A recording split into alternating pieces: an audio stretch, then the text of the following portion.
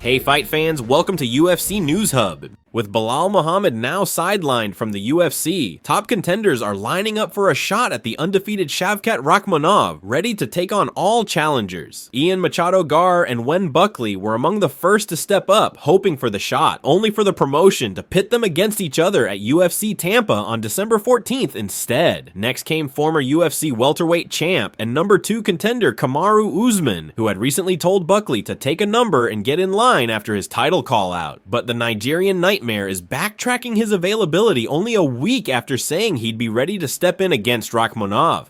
You see where I'm at? I'm getting some work in and getting ready if I get that call from the UFC.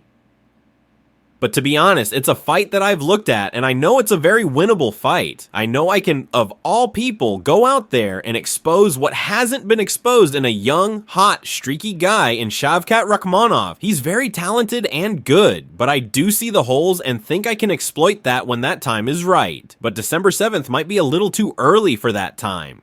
Those comments haven't sat well with UFC fans, especially since they come only a week after Usman declared he doesn't shy away from any of that. What do you think about this situation? Who should face the undefeated Kazakh Rakhmonov for the interim belt? Leave your comments below.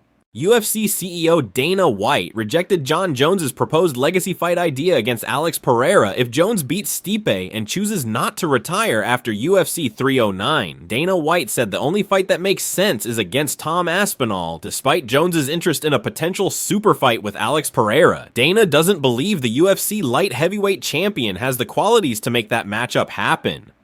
Jon will do what he does on Saturday. Dana said on the Jim Rome show, if he wins, he'll disappear for a while. The competitive spirit will start bubbling up again, and then money will talk. If he doesn't decide to retire, he will fight Aspinall positively. He's not fighting Pereira. Pereira was a middleweight who moved up to light heavyweight. He's also a kickboxer who has done very well in MMA. His wrestling isn't even near the level of Jones, and Jones is way bigger than him. If Jon Jones wants to fight again after Saturday night, he will fight Tom Aspinall. Dana consistently believes that Jones will continue fighting beyond UFC 309. Widely regarded as the greatest mixed martial artist of all time, Jones doesn't want to risk it all against the talented up-and-comer Tom Aspinall.